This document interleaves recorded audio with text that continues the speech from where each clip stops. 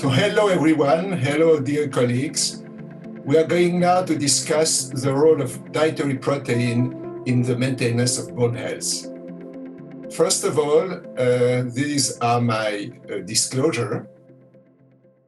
Now, if we look at the natural history of the fracture, as you know, there are two main determinants. The first one is a mechanical overload due to the falls. And the second one is mechanical incompetence, bone fragility, such as osteoporosis. And there are several determinants as well: bone mass, geometry, microstructure, and material level properties. Then when a fracture has occurred, our friend orthopedic surgeons are taking care of it. And then we have the process of rehabilitation to restore independence, to reduce disabilities. And then the program will end up with the prevention of subsequent fracture, particularly in the frame of the capture of the fracture program, which has been set up by the International Osteoporosis Foundation. And with the aging of the population, the problem is getting worse and worse. Since last year, we had more than close to 9 million more fracture annually. And the issue now is the role of protein malnutrition in this different process. For the mechanical overload, this has been reviewed by the previous speaker, but now let's see the different step. First of all, next slide, please. We know that the patient, particularly with a hip fracture, are malnourished. And depending on the test you're applying, it could be as low as 18% or as high as 50%. And we know that malnutrition is associated with an increase in mortality and a very poor outcome after the fracture. And this mortality is very high during the first year, amounting to 30% and even 40% after 3 years. And this indicates that early nutritional assessment is mandatory to detect a patient at high risk of malnutrition to introduce the right preventive measure. But in addition to protein malnutrition, we know that the patient with a hip fracture particularly are severely vitamin D deficient. And in one paper in Spain, it has been shown that more than 3/4 of the patient have a level of 25-hydroxyvitamin D below 50 nanomole per liter. Now the issue is, next slide please, how much is protein malnutrition associated with a fracture? And you see here in the 15-year follow-up in a large cohort in Canada that if you look at the left side of the curve, the lower the protein intake, the higher the risk, with a twofold risk at a 10% protein of total energy intake. And this is approximately 0.6 grams per kilogram of body weight. And we know that most of the patients, men and women with a hip fracture, have protein intake close to this 0.6 grams per kilogram of body weight. And we know that in adults, the recommended dietary allowance is 0.8, and we will see later that in the elderly, probably a higher amount can be recommended. Now, in terms of a mechanism, what could we infer relating bone fragility to the dietary protein intake? And in this study, we measured the failure load, which is an estimation of bone fragility. This integrates the geometry of the bone as well as the microstructure. And what you can see here, when the dietary intake was divided into tertiles, those patients in the lower tertile had significantly lower bone strength, failure load, so you needed less Newton to break the bone as compared with those is a higher tertile. And this is true with animal proteins, dairy proteins, animal non-dairy proteins. And this picture has been confirmed in another population of the elderly in Canada, men, with exactly the same data. And in both studies, it was not possible to see any relationship with protein of vegetable origin. Next slide, please. So we know that the low protein intake is contributing to mechanical competence and the occurrence of the fracture. Now the next question is, what about protein malnutrition and fracture repair and rehabilitation? Next slide. For fracture repair, as you know, it's very difficult to follow up the patient and determine the rate of fracture repair. So we have to rely on a animal study. So in this study, rats had a titanium implant within the proximal tibia.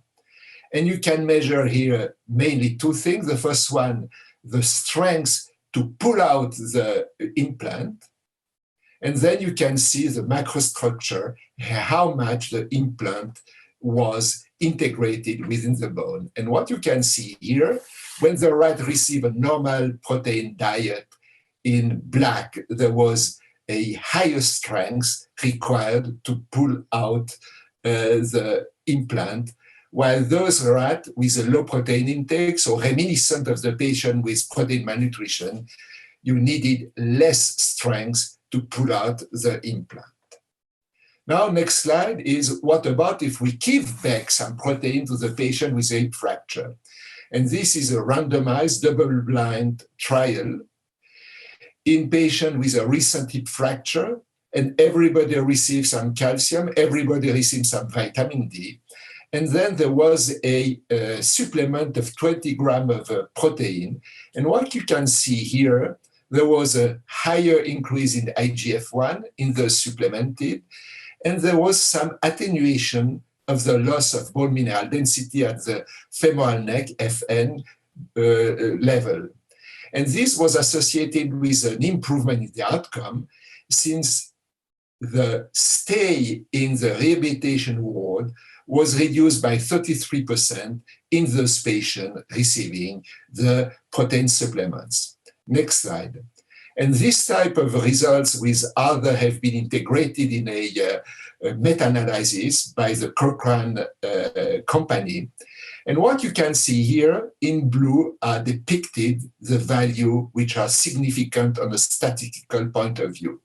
So the complication, pressure sore, infection, also anemia, was reduced by 29% in those patients receiving some protein supplements.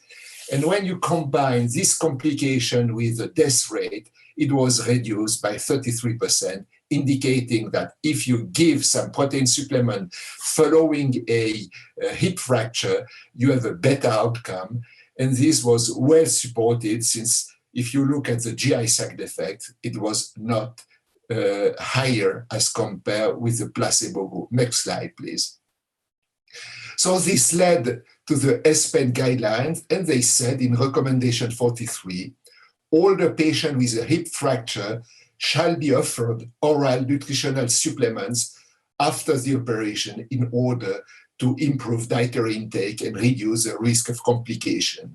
And this was considered as the recommendation of grade A, so the strongest quality in terms of recommendation. Next slide, please. Now, if we move to the prevention of subsequent fracture, next slide, we know that if you compare in observational studies, because at the present time, we do not have randomized control intervention studies with the fracture as the main outcome. But what you can see here in this meta-analysis, that the risk of hip fracture was reduced in those patients belonging to the highest category in terms of protein intake, and even if it was above the current recommended dietary allowance. So this altogether was associated with a 16% reduction in the risk of hip fracture. And the question could be, what type of protein? And we know that the main source of protein are certainly the fish and meat, but we have a lot of protein and calcium as well in the dairy products. And the question has arose, what is the association between the risk of hip fracture and dairy product consumption. And over the last few years, there are at least 5 different meta-analyses with different conditions of inclusion, explaining why in sometimes you have 10 cohorts, sometimes 14 cohorts included. But what you can see on this slide, which is a summary of the different meta-analyses, in blue with an asterisk, those values which are significant different from one. So this means that particularly for fermented dairy products like yogurt and cheese, there was a reduction in the risk of hip fracture in those patients consuming dairy products, and particularly fermented dairy products. And in terms of mechanism, next slide, this is a long-term follow-up in 65 years healthy women. And these women were divided into those in black having less than 1 yogurt a week, and those with at least 1 yogurt a day, and this is the open column.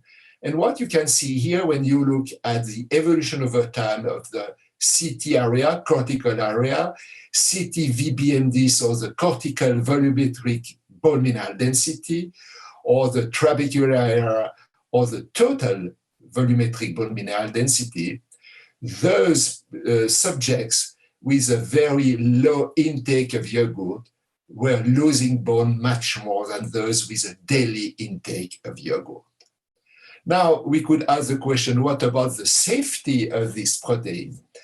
And you have heard about the theory that some protein, particularly those containing sulfur amino acid, could be metabolized into some proton, and this proton could reduce the pH and dissolve the bone. So we ask the question, what about in the general population of men and women, healthy, 65 years old, followed for 6 years, what was the association between a diet of different acidity? And you see here in this cohort, there was 59% with a so-called alkaline diet, 18% in the so-called acidic diet, and this was determined by the measurement of the potential renal acid load, PRAL. And what you can see on this slide, irrespective of the type of bone, the variable, radius total BMD, radius cortical BMD, and so on, there was a decrease over time, as expected with the aging of the cohort, but there was not a higher loss in those patients with a so-called acidic diet. If anything, it was even lower. And this was true in the gray column in women and true in the men column in dark, indicating that at least in this cohort of healthy individual with a balanced diet, there was no effect of the type of the acidic or alkaline diet. And this has been shown not only on bone mineral density, but also when you look at the fracture. And this is a large cohort, 9-year follow-up with a 7-day food record, the Dietary.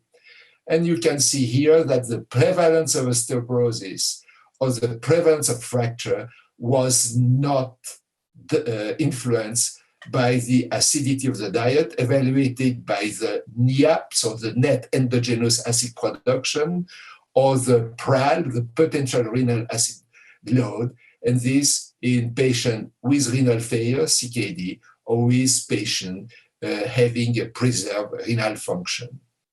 So in conclusion, next slide, we could also ask the question, what about other safety? And we know that dairy products, particularly some meat as well, have been considered as providing a lot of fatty acid, which could be deleterious on the cardiovascular system. And on this long-term follow-up, and this has been confirmed in several meta-analyses, it appears that the protein from dairy source or the total dairy intake was not associated with an increased mortality, was not associated with a major cardiovascular disease incidence. If anything, it was even slightly lower. And this lower risk was even detected in those with a low intake, as you see on the bottom of the slide. So, ladies and gentlemen, dear colleagues, next slide, please. What are the recommendations to maintain bone health? First of all, an optimal dietary protein intake, particularly the oldest old, should amount to 1 to 1.2, even 1.3 gram per kilogram of body weight per day. And to achieve that, the best is to have the protein intake spread out of 3 meals, with each meal 20 to 25 grams of high quality protein. And in addition, vitamin D is recommended between 800 units to 1,000 units, with a calcium intake of approximately 1,000 milligrams per day. And obviously, we need some physical activity 3 to 5 times a week, combined with a protein intake, which should be ingested in close relationship with exercise. So what now are the take-home message? The rate of bone protein energy malnutrition in acute hip fracture is very high. So it's between up to 80% of the patient coming to the hospital with a hip fracture are protein malnourished. And to fight against that, we have the possibility of a balanced diet, including some dairy products, 2 to 3 servings a day, calcium, vitamin D, and finally, fruit and vegetables. And these are the recommendations, 5 servings a day. Now, the SKO recommends optimal dietary protein, as you have seen before, 1.2, 1.3 grams per kilogram of body weight, with at least 20 to 25 grams of high-quality protein at each meal, and with adequate vitamin D and calcium. And as you have seen previously, ESPEN recommends, and this is a grade A recommendation, that an oral nutritional supplement should be given after the surgery to improve dietary intake and reduce the risk of complication of patients with a hip fracture. And with that, I thank you very much for your attention.